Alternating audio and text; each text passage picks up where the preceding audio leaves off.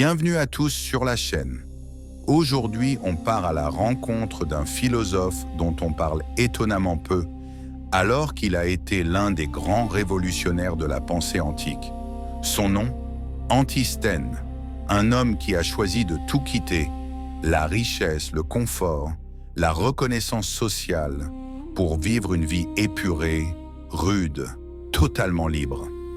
Un homme qui a inspiré Diogène, façonné le cynisme, influencé le stoïcisme et posé des bases qui résonnent encore dans nos mouvements contemporains.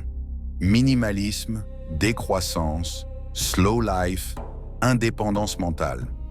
Dans cette vidéo, on va explorer sa vie fascinante, sa philosophie radicale mais libératrice, son influence sur des siècles de pensée, quelques citations percutantes, et surtout, ce que nous, aujourd'hui, pouvons retenir pour vivre plus librement. Installez-vous. On plonge dans l'histoire d'un homme pour qui le bonheur commence là où les illusions s'arrêtent. Antisthène naît vers 445 avant Jésus-Christ à Athènes. Mais contrairement à d'autres grands hommes de son époque, il ne naît pas dans la noblesse ou le prestige. Son père est étranger, peut-être un Thrace ou un homme venu de Phrygie, et sa mère athénienne. Résultat, dans la cité d'Athènes, il est considéré comme un semi-citoyen, quelqu'un qui n'a pas tous les droits.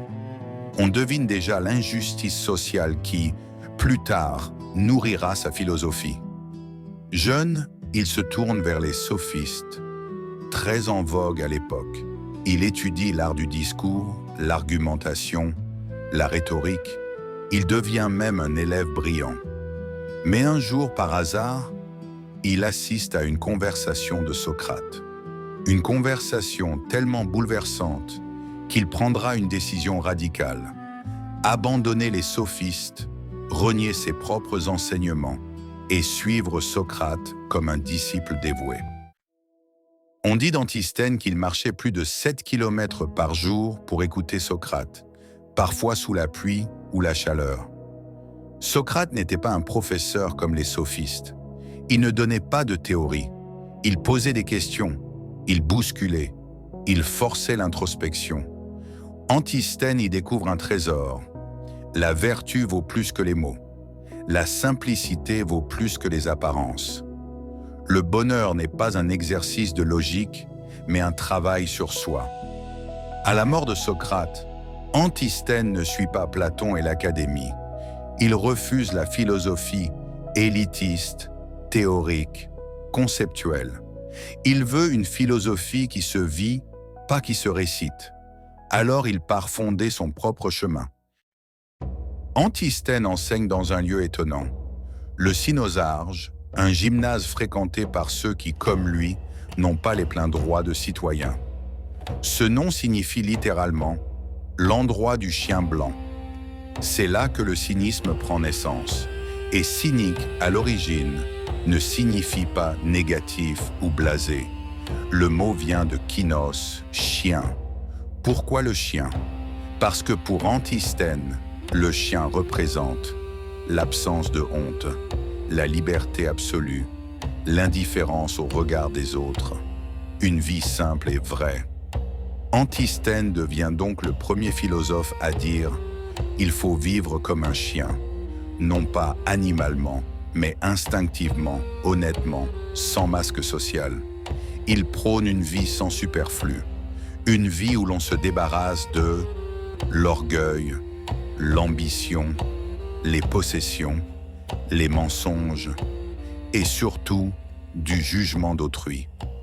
Le Cynosarge devient un refuge pour ceux qui veulent une autre manière de vivre. La philosophie d'Antisthène repose sur 3 grandes idées. La première, la vertu comme bien suprême. Antisthène affirme « la vertu suffit au bonheur ». Pas besoin de richesse, pas besoin de pouvoir, pas besoin de reconnaissance. Il développe une morale de l'effort, de la discipline, de la maîtrise de soi. Le bonheur, selon lui, est un art intérieur.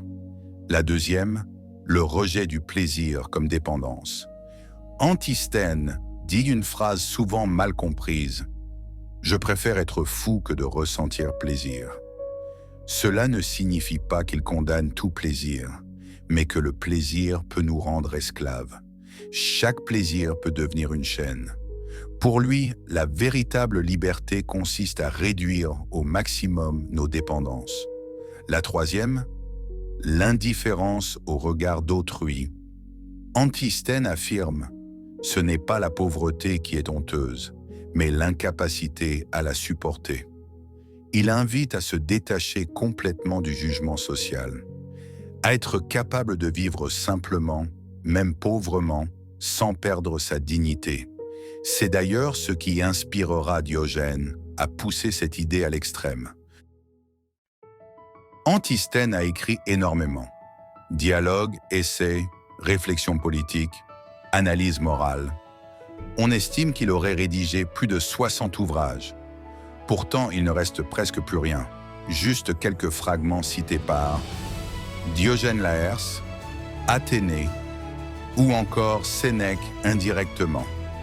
Son véritable héritage ne se trouve pas dans des livres, mais dans sa vie, son école et l'influence qu'il a laissée. Ses idées ont profondément marqué la philosophie. De Diogène de Sinope, son élève le plus célèbre, il pousse le cynisme jusqu'au bout. Vivre dans un tonneau, critiquer les puissants, refuser toutes les conventions.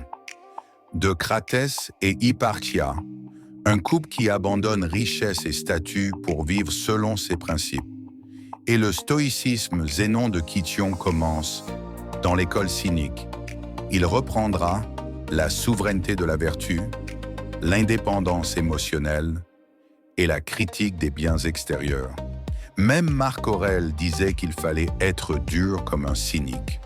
Aujourd'hui, des mouvements comme le minimalisme, la décroissance, la vie simple, la résilience mentale sont des héritiers contemporains d'Antisthène. Voici quelques phrases qui résument toute sa pensée. La vertu suffit au bonheur. Le sage n'a besoin de rien, et pourtant il peut se contenter de tout. Je préfère être vaincu par la vérité que vainqueur par le mensonge. Posséder beaucoup, c'est être possédé. Ce n'est pas la pauvreté qui est honteuse, mais l'incapacité à la supporter. La plus grande richesse est de vivre content de peu. Je n'ai qu'un seul désir, ne dépendre de personne. Le vrai courage est de se suffire à soi-même. La sagesse ne s'apprend pas dans les livres, mais dans la vie. Celui qui se contente de peu possède déjà tout. Il avait l'art de dire en 10 mots ce que les autres disent en 10 livres. Antisthène nous transmet un message intemporel. Ce n'est pas ce que l'on possède qui nous rend heureux, c'est ce à quoi l'on peut renoncer. Dans un monde où tout va vite, où l'on accumule, où l'on se compare, sa philosophie agit comme un rappel essentiel. La liberté intérieure commence quand on arrête de courir après ce qui brille. Si cette vidéo vous a appris quelque chose, si elle vous a donné envie de réfléchir différemment, alors likez, abonnez-vous et activez la cloche pour ne pas manquer les prochaines vidéos. Et dites-moi en commentaire, quel philosophe voulez-vous que j'analyse ensuite? Diogène, Épictète, Marc Aurèle, Zénon ou un autre? Merci d'avoir regardé, prenez soin de votre esprit et à très vite pour une nouvelle exploration philosophique.